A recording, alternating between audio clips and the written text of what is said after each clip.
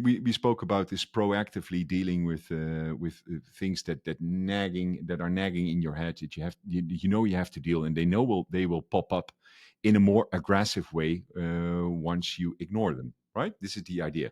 It's the same with managing happiness too. To sleep well, to eat well, to exercise, etc. If you're not doing these things, then you're not the person that you want to be, and it's harder to act out of love versus out of fear, because when you're like already in an intense state.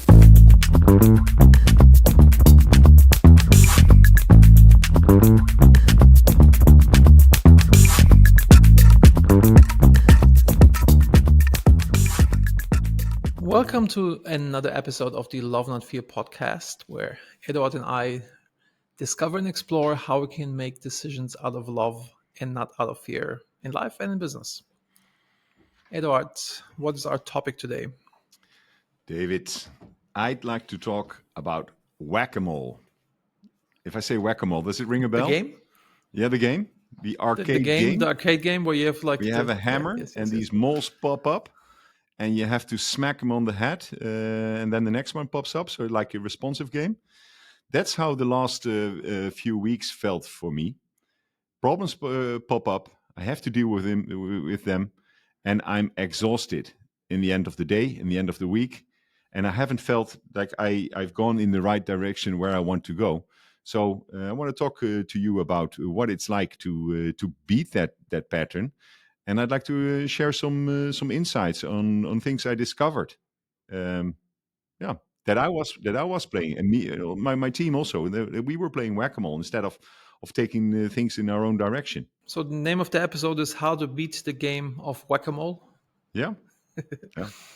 Yeah, let's get into it. And for people that are not listening actively, it's not guacamole, it's whack-a-mole. Yeah. Totally different thing.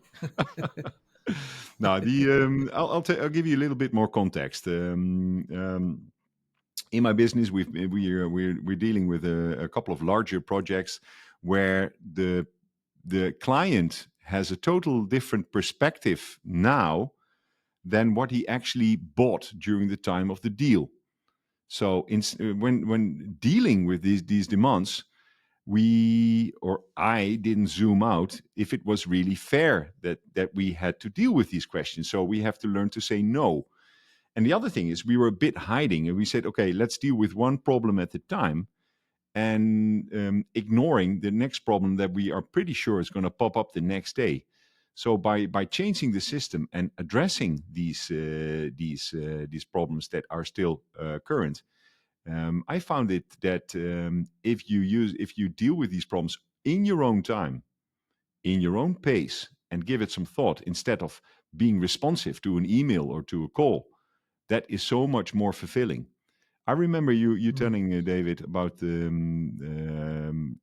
allocating time, worry time. This has to do with that as well. So instead of whacking some moles all day, let's see, okay, how can we pre-whack them, or prevent the moles from popping up anyway? I guess you get the picture, right? It brings to mind I get the picture. I guess it's like not acting versus reacting, kind of like playing offense versus just playing defense, right? Right. I think this is what you're talking about. Yeah. Yeah. And it's about allocating time, effort, and money. So I'm meeting you next week, right? And I just this flight is on Wednesday. I just bought the tickets. I knew I needed to buy tickets. Instead of making the decision which flights to take, I kept postponing it, and only in this very morning when I bought my tickets and I said, okay, damn. I booked exactly the same flight as I picked out 2 weeks ago. Why didn't I go through the process at that time? So by saving myself the energy of addressing it twice, and in the process losing $200 because the flights got more expensive. Why didn't I do that? And so this is a bad example of how I'm not mastering the game. But on the other end, by setting times in the agenda to deal with certain times gives me a huge freedom and sense of accomplishment. But there's a large but in that. I try to squeeze in way too much in a day. So how do you deal with that? I mean, I have a tendency to fill my agenda to the rim, and that doesn't allow for thinking time. I think to some degree it also has to do with like with small tasks. I forgot what it's called. It's not Eisenhower method. It's the idea is like when you pick up a letter or you pick up a task, and if it's a 5-minute task, less than 5 minutes, then you never put it back down. Once you picked up the letter, you're not going to read it and think and then put it back, because then you already like spent most of the time that you actually need to process. And you're just like procrastinating, where it's just like, okay, let's just get this done with, And then if I see this myself, if I'm putting the letter back down, I may pick it back up like 3 or 4 times, or I think about like, oh yeah, this thing, versus just ripping off the band-aid and dealing with it. Same with your flight. Hmm. When you say, okay, I don't know, but yeah, whatever, let's just do it. Do you have It's a fixed mental process you go through? Is like, okay, am I going to do this? Like you go through your mailbox, you filter for spam, right? You just delete everything that doesn't appeal to you. And the second thing is okay, this needs to be done. Do it now, or allocate a time to it. like talking about emails, I do my best to stick with inbox zero. Hmm. So at the end of the day, I have like an allocated time before I wind down to just kind of like, okay, let's just hammer all those out. Hey, And David, same with an email. You open up the email, you read through it, and like, but it's just like, okay, let's I just think do this is the bam, time bam, where you bam. make the huge disclaimer that you have two personal assistants helping you with this task. Most of us don't. So I do, I do. don't put crazy ideas in our heads that are not attainable whatsoever. Well, I've been doing inbox zero for almost my entire professional career before I had assistants.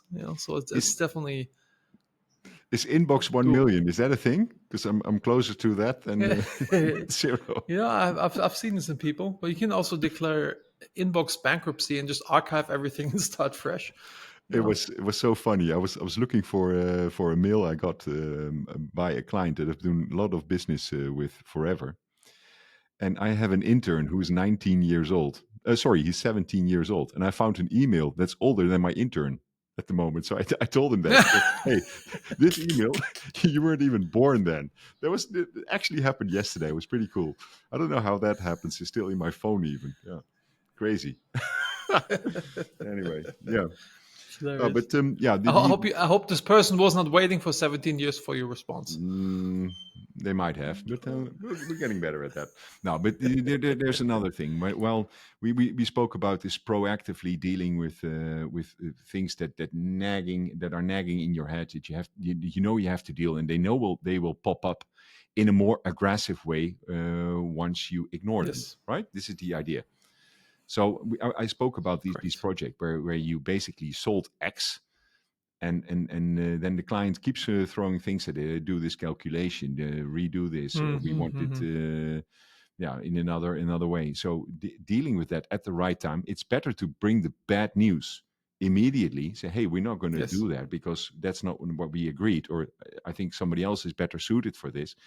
If you keep it with you and not respond, 1 week later, the receiving end is thinking that they're entitled to, that they have spoken the truth. So this is something that I've been wondering about. And the other thing is, what I also noticed in myself is when proactively dealing with these problems, I got a little bit mad at the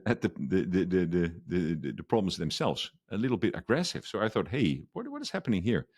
I gotta control this. This is this is a bit weird. How come I'm not dealing with the problem, but I feel like I have to knock it out of the park.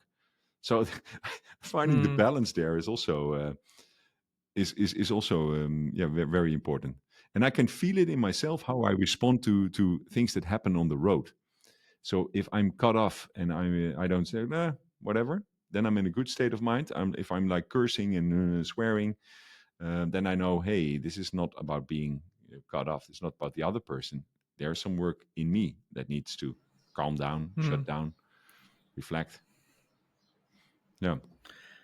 Yeah, that's actually a really good one. Where I also have been something that I'm working on learning is say, like in your case, it's like clients that want more. In my case, I had this with my wife's ex business partner who was like absolutely ludicrous in terms of like what he wanted, and I didn't tell him like, dude, you fucking stupid, like this is not how the world works. I just kind of like wrote off like, dude, you're crazy, you're gonna come to your senses, you know, and not having the heart, putting the hard stop there, so this cannot even bloom in their brains, so it's just things like, no, this is not how it works. So actually, it's interesting you bring this up, because this is a learning process that I'm going through as well, to just like be faster telling people no versus letting it lingering in people's brains when I'm really not willing to do that. I've been thinking a lot. You mentioned in the last couple of podcasts a couple of times to be meticulously with your words, right?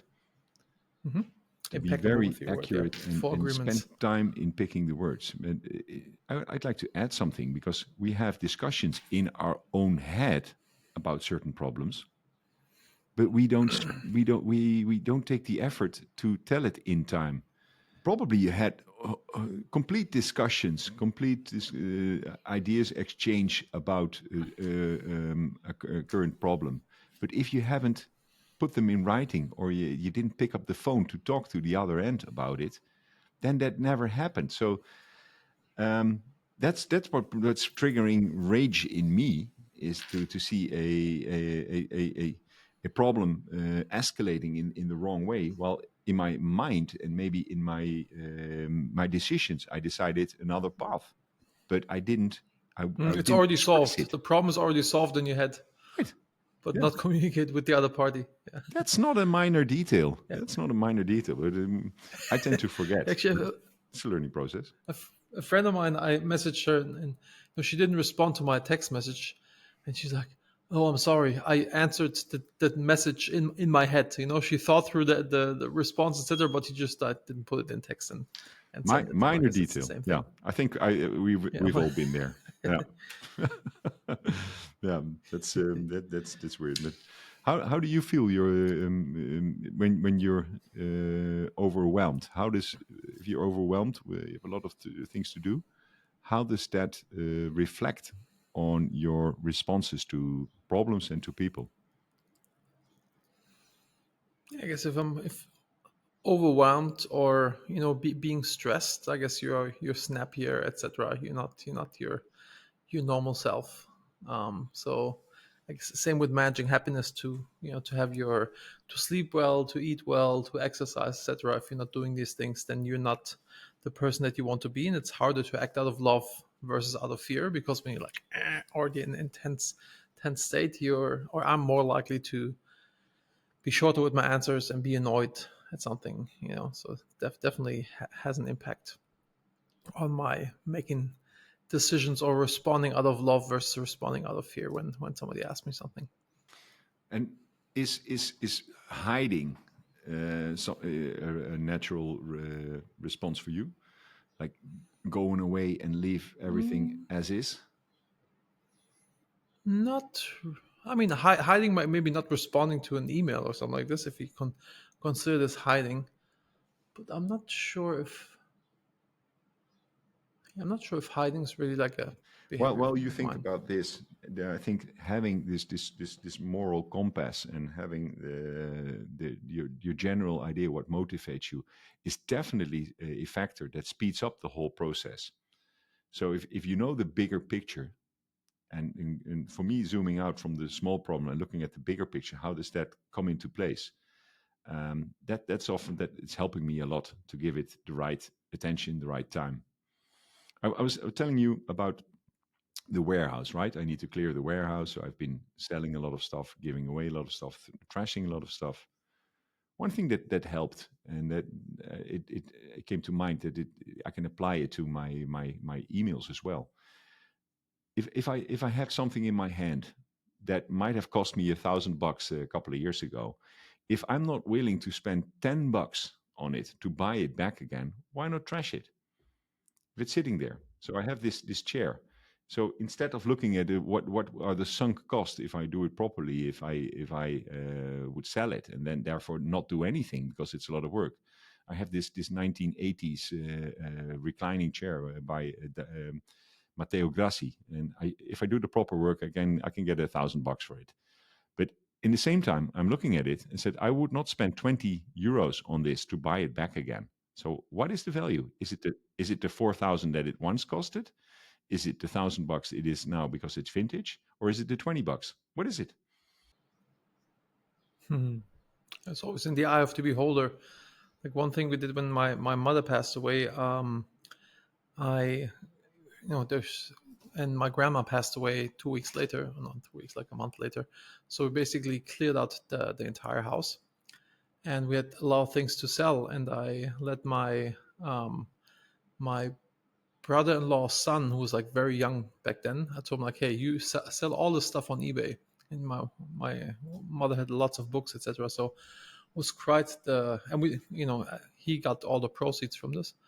And cool thing is now he has an e-commerce business. I think this is like kind of really shaped his future by doing this and seeing how this works. So if with your chair or with other stuff, maybe you can have your son or somebody say, okay, deal with this, so you get rid of it. Cool. And you kind of like donate and create something for another person. Yeah. Kind of getting karma points. Nice. Yeah, I like that. So we come to the end of this episode with I'm thinking of a nice closing task would be is okay. What is the next mole that you know that's going to pop up anytime in the next 24 hours that you can probably deal with it right now before you have to whack it with a hammer? So preventing it from popping up. Good. Is that a good task? More prevention. More prevention. Yeah, it's a good task actually. I'll think about this once we hang up. Okay. Right. That's it for this week. Awesome. Cool. Thank you, Eduard. Looking forward. Cheers. See you all. Bye.